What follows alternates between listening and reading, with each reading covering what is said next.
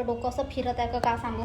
ऑफिसचं करा, वरून आल्यावर घरचं करा, लय लय लय दगदग होते माणसाच्या मागं. हा महिना तर माझ्यासाठी एवढा बेकार चालला की नाही. मी जिंदगीमध्ये एवढा बेकार महिना कधीच पाहिलो नाही.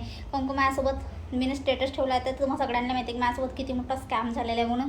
35,000 रुपये प्लस 2,000 37,000 रुपयाचा माझ्यासोबत स्कॅम झालेला आहे. आणि तो स्कॅम कसा झाला पण तुम्हाला सांगते. लोक म्हणतात की एवढं दाखवते याच्यावर एवढं दाखवते त्याच्यावर तेवढं दाखवते तर समजत नाही का. तो काल एक पोलीसवाला म्हणत होता मला, म्हणे तो अमिताभ बच्चन म्हणे एवढं सांगते म्हणे टी व्हीवर स्कॅम होत आहे, हे होत आहे, ते होत आहे. तुम्ही तरी सांगा, तुम्ही त्या अमिताभ बच्चनच्या गोष्टीवर विश्वास करा काय. मग मी कशी करू. माझ्या हातानं तर चुकीनं झालं. ते एका फक्त लिंकवर म्या थोडेसे दवाखान्याच्या घाईमध्ये होते तर गलतीनं त्या लिंकवर क्लिक झालं म्हणून माझ्या हातानं ते तसं झालं.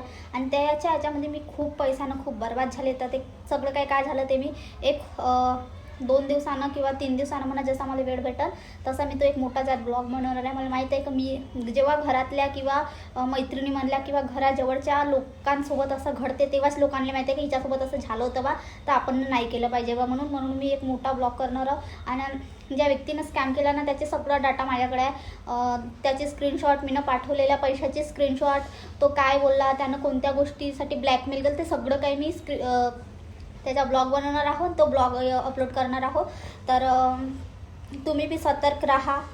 अशा कोणत्याच भानगडीत पळा नको. मी तर पडली पण तुम्ही पळा नको, कारण खूप नुकसान होते. आणि ते हरासमेंट एवढं करते असं वाटतं का आत्महत्या करू का कुठे जाऊन मरू. एवढा पागल ते लोक करून सोडते.